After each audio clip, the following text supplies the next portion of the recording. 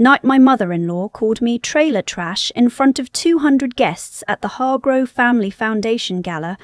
I was wearing a dress that cost more than her car. She didn't know that, of course. That was the whole point. I need to back up, because if I start at that moment, the champagne glasses, the chandeliers, the way her voice carried just enough to turn heads at the nearest 4 tables, you won't understand why I stayed silent, why I smiled, why I let her finish. You have to understand where I came from first, or more accurately, where my mother-in-law decided I came from, and the 7 years she spent making sure everyone around her agreed. My name is Claire. I grew up in Dayton, Ohio, in a 2-bedroom house with my mum, my younger sister, and a radiator that clicked all winter like it was trying to send us a message. My mum worked the front desk at a physical therapy clinic for 22 years. She packed our lunches in the same faded blue cooler until the zipper broke. Then she used a rubber band to keep it shut. We weren't poor in the way that makes it into movies. We were poor in the quiet way, the way where you learn not to ask for things, where you get good at maths because you're always calculating, where you grow up understanding the difference between what something costs and what something is worth. I was good at school. I mean genuinely good, the kind that made my teachers write things in my file that I didn't find out about until years later. I got a partial scholarship to Ohio State. I took out loans for the rest, worked 20 hours a week at a campus coffee shop, and graduated with a degree in computer science and $34,000 in debt that felt like a second skeleton I carried everywhere. I got a job at a mid-sized software company in Columbus right out of college. Nothing glamorous. I was writing back-end code for inventory management systems that large retailers used. The work was unglamorous in the specific way that infrastructure always is, invisible when it works, catastrophic when it doesn't. I liked it. I liked that there were right answers. I liked that the code didn't care who my parents were. That's where I met my husband, Daniel. He was in sales. The kind of charming that reads as effortless until you watch him work a room and realize he's actually working extremely hard. We dated for 2 years before he proposed. I said yes in a parking lot outside a Skyline Chili because we had argued about where to go for dinner and I had won, which felt like a good omen. His family was from Greenwich, Connecticut. I mean that in the full cultural weight of what that sentence implies. His father had gone to Dartmouth. His mother had gone to a small college in Vermont that I had never heard of, but that apparently mattered a great deal to people who had heard of it. They had a house in Greenwich, a condo in Sarasota, and a membership at a country club where the waiting list was longer than some people's careers. They were not rude to me immediately. That's the thing I want you to understand. It wasn't immediate, it was gradual, the way erosion is gradual. You don't see the cliff face changing day by day. But one morning you look and there's noticeably less of it. My mother-in-law's name is Margaret. She told me to call her Peggy. All her friends called her Peggy. Her children called her Mum. I was the only person in her life who called her Peggy and meant it as an honor and had it received as an imposition. The first time she made me feel small. I wasn't even sure it had happened. We were at Sunday dinner, 3 months after Daniel and I got married. She had cooked a standing rib roast, the kind that requires advance ordering from a specific butcher. I had brought a bottle of wine, a good bottle actually, one I had researched, and she had set it aside without opening it and opened something from her own rack instead. It was a small thing, the kind of thing you can't say anything about without sounding unhinged, but I felt it. Over the years, the small things accumulated. She once asked me at a birthday party from my brother-in-law what my parents did. I told her my mum worked in healthcare administration. She nodded in a way that meant she was filing that information somewhere unflattering. She never asked about my father. He had left when I was 4 and the subject had the specific texture of a bruise, and I was grateful for that at least. She once told Daniel, in a conversation he later recounted to me without fully understanding why it upset me, that she hoped we weren't going to overextend ourselves financially. We had just bought a house, a modest house, in a perfectly nice neighborhood in Raleigh, where we had moved when Daniel took a new job. It was a house I could afford on my own salary as it happened, though she didn't know that. She thought Daniel was the earner. He made good money. She assumed mine was supplemental. It was not supplemental. It was not supplemental. By the time we bought that house, I had been at my third company for 2 years.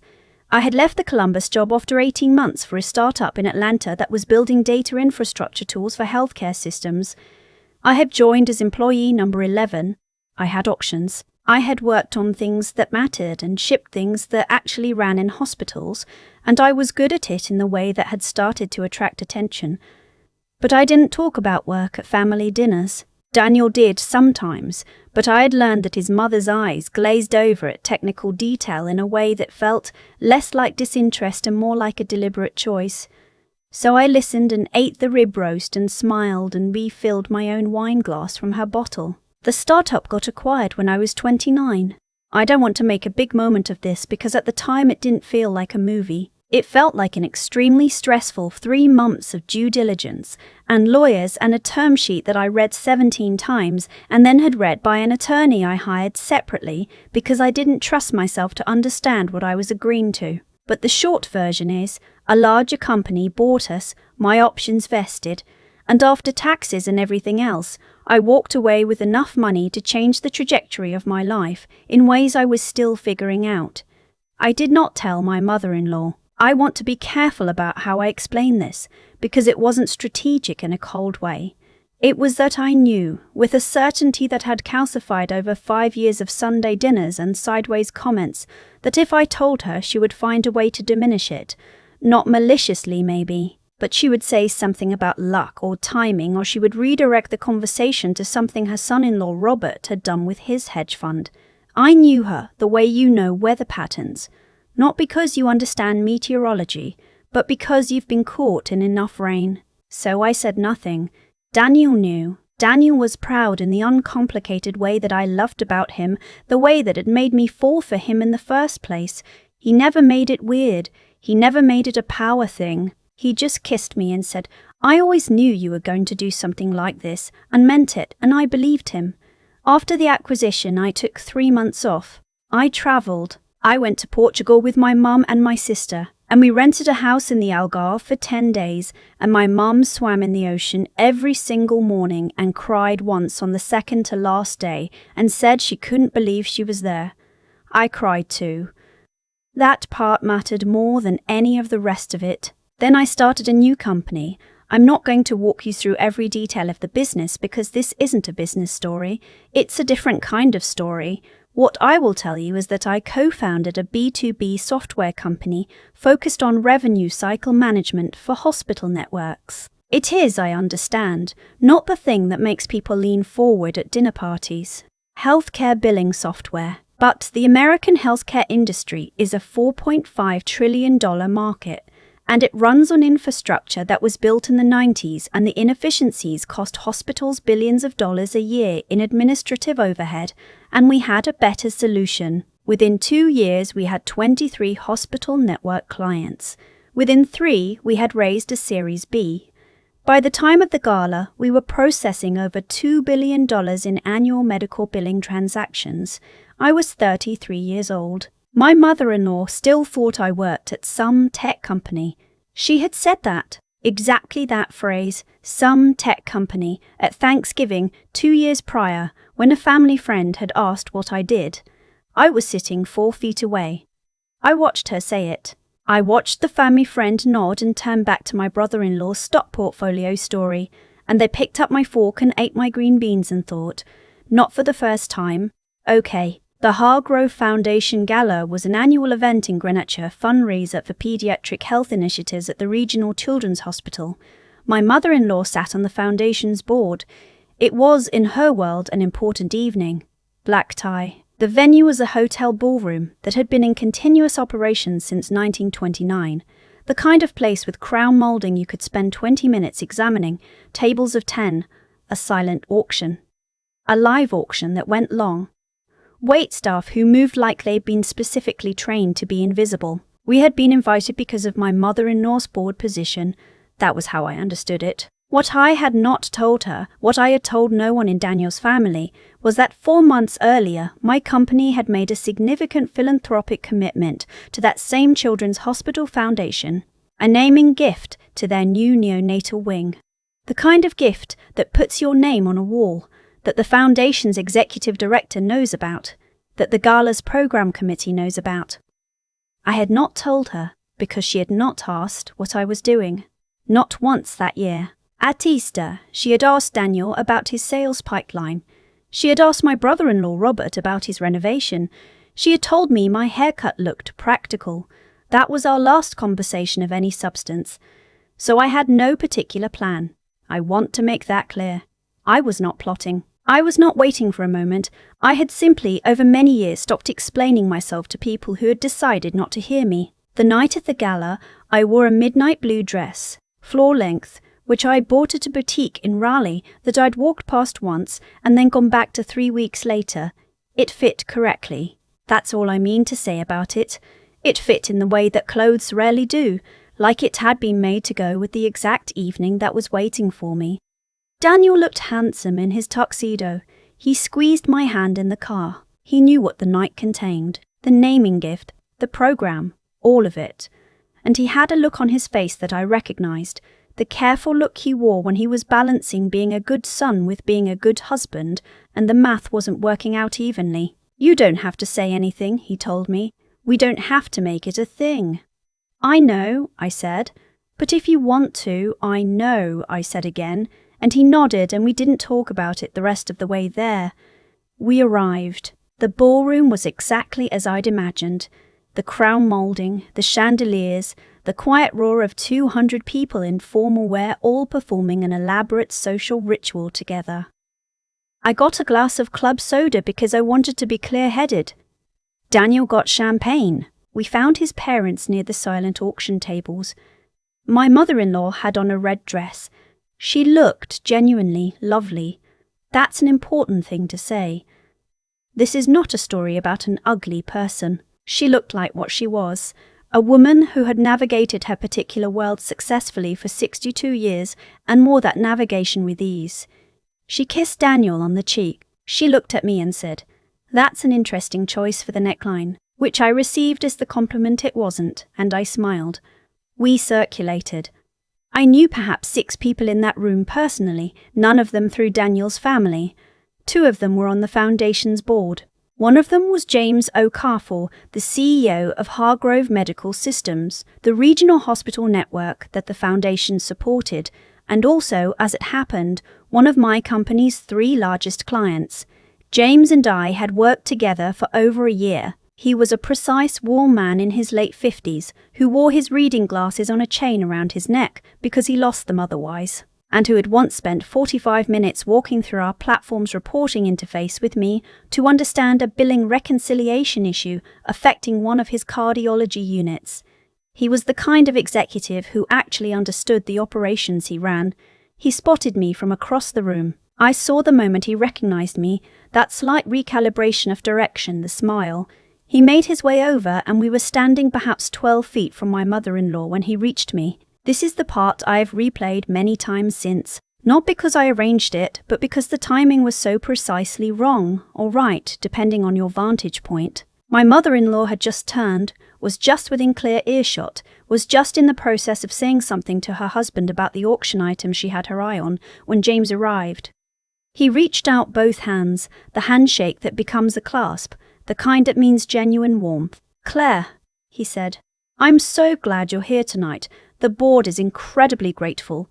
The naming gift for the neonatal wing is transformative. We're talking about it all night."